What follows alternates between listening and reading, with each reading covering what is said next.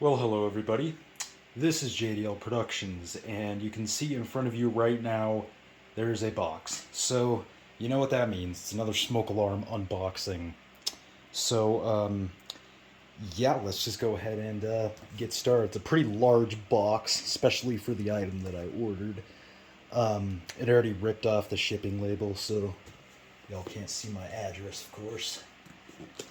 And as you can see, it came in a Menards box, which for me is an exotic chain.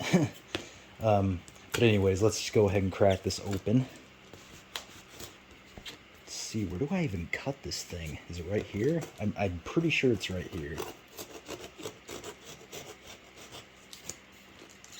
If I could do this without slicing my finger off, that would be nice. Just saying. Alright. Alright, got one of the flaps open.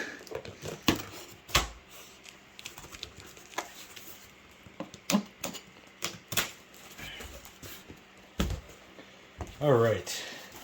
Let's see. Of course we weren't done. Why would we be?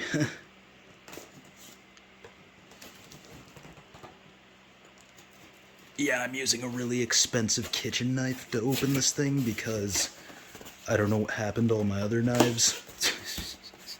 But anyways, so the box is open. Well, let's open the rest of the box.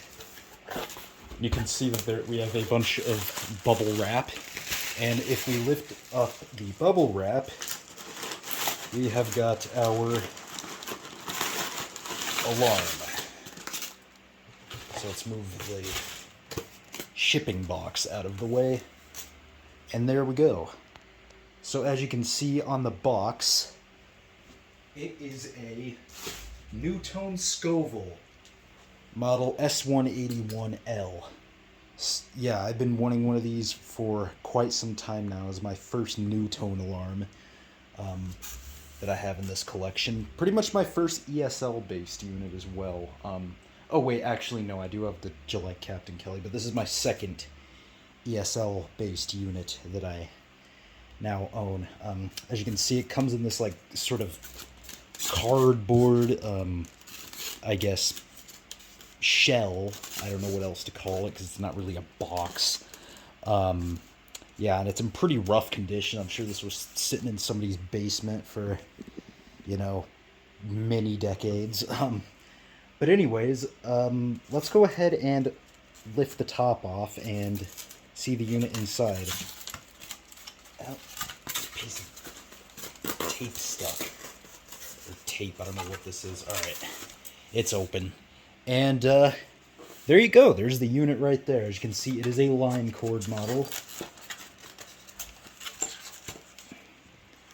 And yeah, there it is. Very, very cool. There's the back right there. I'm pretty sure that's a date, so I believe May 25th of 1976 is when this one was made. This is of course, as you've already seen, it is a line cord model. It's pretty much the line cord equivalent of the S-180-L. So yeah, now these units, let me move all this out of the way. Let's see what else there's in the box. There's this thing, which I'm going to assume is some sort of door hanger, maybe? Yeah, it's like some sort of a hanger. That's kind of interesting. And then we've got a packet of screws right there. So a little bit of history about this unit. This is based on the ESL 709-2L, which is basically, of course, the line cord version of the 709-2. The 709-2, which the Shed Productions has, that is what this unit is based on. And this is like pretty much the second generation, as far as I know, of NuTone units. The first being the S-180 and S-181-L. This is the successor. Or no. The S-180 and the S-181, sorry. This is the successor to the S-181, which is like the original line cord NuTone unit. And They look pretty much the same. The S180 and the S181 look pretty much the same as the S180L and the S181L, aside from the fact that the original ones do not have this sort of chrome outline around this part here. And I don't think that the logo on those ones, like this one right here, is in chrome either. So yeah, so those are sort of the initial differences. Now things get a little different though when we actually go into the inside here. Let me get the cover off. Oh well, that was actually pretty easy. I know that Ben, when he was showing his S180L, he was struggling a bit. So there's the inside. As you can see, the horn in this one is painted black, which is actually pretty cool. And I believe it is a... I'm going to guess it's a Douglas Randall. I mean, it might not be. I can't tell. It might be an Edwards, actually. Yeah, I can't tell. Well, I guess we'll hear when I test it. But, yeah, there's the horn. As you can see, it's painted black. There were a few different horn types that these used. Some used Delta alarms, some used Edwards, and some used Douglas Randalls. I'm sure there are a few other types of horns that they use, but those are the ones that I can think of off the top of my head. Right here is your photoelectric sensor, of course. Now, since these ones are basically the second-gen NuTones, these ones use LEDs.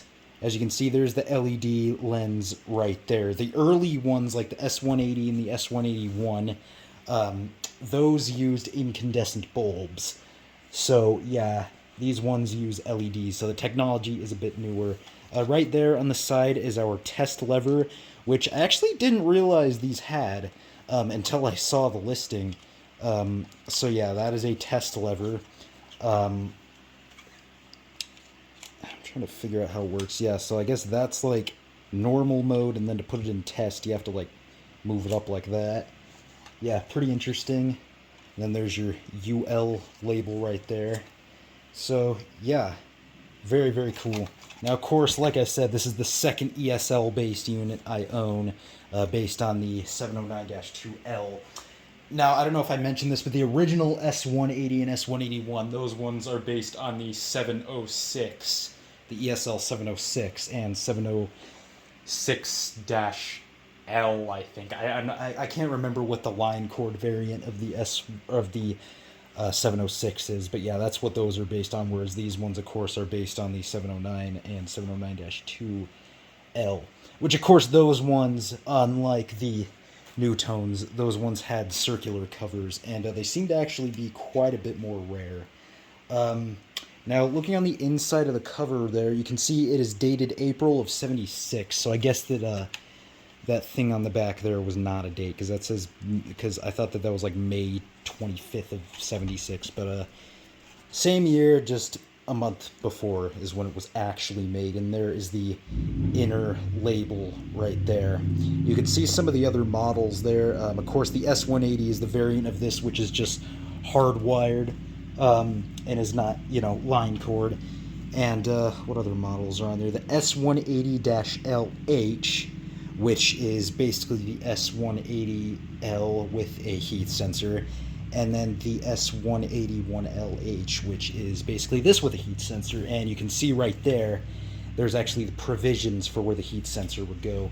Yeah, I would like to find one of those at one point. You can see on the inside of the cover, there's where the where they would cut out part of the cover and have the heat sensor sticking out. So yeah, very, very cool. I don't really know what else there's to say about this. Let's see if I can get the bracket off. I know that Ben struggled getting the bracket off of his. Let's see if I can get it off any easier on mine. Yeah, and there's the what's that called? The foam. I can't remember what it's called, but yeah, the foam for the sensing chamber, and it's very delicate, so I'm gonna try not to touch it that much. If at all, I would like to not touch it. And how do you get the bracket off of this thing?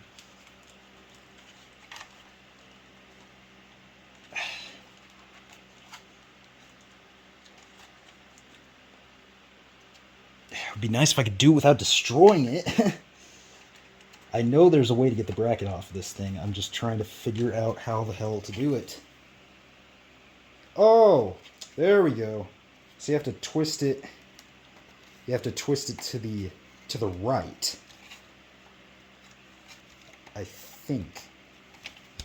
How in the hell do you get the bracket off this thing? I still can't figure it out. This is starting to get on my nerves. Alright, I'm going to pause this real quick until I can get the bracket off.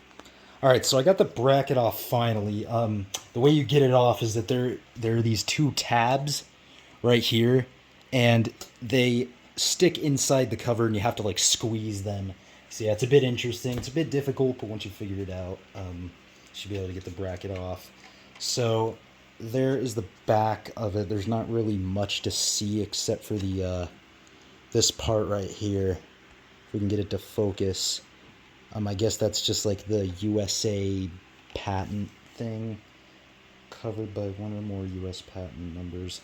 So yeah, that's just like the patent number and whatnot. So yeah, there's really not much. And then there's where the oh shit, hold on. Alright, sorry about that, y'all. I was not paying attention to how much battery my phone had, and I got a 5% battery warning. So I had to real quickly plug it in to make sure it does not die, and I have to, like, you know, split the video and edit the clips together and wait a million years, all that jazz. But anyways, I don't know what else there really is to show about this unit. Oh yeah, like I said, this one, as you can see, of course, it is wired. In the early models, the S-180 and the S-181, those used transformers. This one uses like a capacitor or something. So yeah, the early ones, they used transformers. Well, these ones do not. So yeah, there are quite a few differences despite them looking pretty similar. So I am going to go ahead and put the bracket back on. See if I can do it a little easier than actually getting it off. Try not to touch the filter. That's what that thing is called, is a filter. I was calling it foam. Anyways, let's go ahead and snap the bracket back in if I can do it.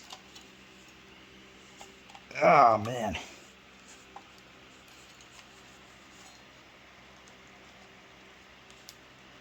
I know I can do this.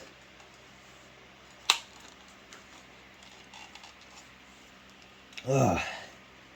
Man, this bracket's difficult. Man. Did I get it? No, I didn't get it. It's completely, like, uneven. Alright, I'm gonna pause this again while I get the bracket back on. Alright, so I finally got the bracket back on. Getting that thing on and off is a chore. But anyways, let's go ahead and pop the cover back on. Let's see. Can this just be easy, please? Alright, come on. Oh. Oh, alright, there. It's already back on. I thought it would make like a snapping sound or something. So there we go, the cover's back on. Now, what I'm going to do is I'm going to uncoil the line cord by taking this thing off here. Another basic everyday object that I can't fucking remember the name of. A zip tie, that's what it's called. I'm trying to unwrap it.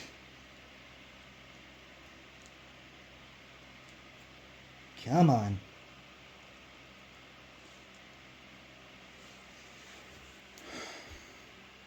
Man, this thing is really difficult.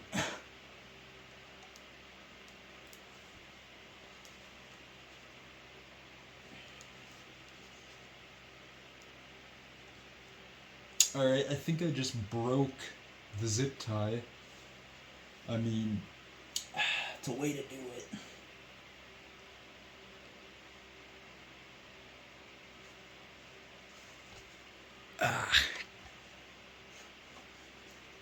There we go. Whew, that thing took a minute. Alright, so now what I'm going to do is I'm going to real quickly warn my mom that I'm going to be making a lot of noise, and I'm going to plug this in and test it, so I will be right back. Alright, got the cord here. I am going to plug this thing in, and we're going to test it. First, seeing if it falses, which it might. I would not be surprised. Make sure the lever's not on test mode. Alright, good, it's not. So, here we go. 3, 2, 1. Okay. 3, 2, 1. Alright, so you can see that the indicator is on. It is glowing a kind of a darkish red color. If that was a, if this was an earlier one, like an S-181 or an S-180, it would be more orange since those use incandescent bulbs. In fact, I think the early ones are like kind of more of a green color. I mean, they're interesting. So let's go ahead and do this. The moment of truth. Let's see if this thing can take the cake for being the loudest unit in my collection. If this thing beats the Captain Kelly, I'm going to be surprised. So, here we go. 3, 2, 1.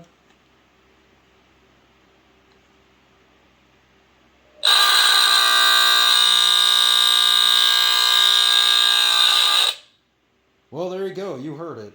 I don't think it's louder than the Captain Kelly. It's just about as loud, and I'm pretty sure it uses a delta alarm hearing it now, because this thing sounds exactly like my Captain Kelly. Let's go ahead and do it one more time.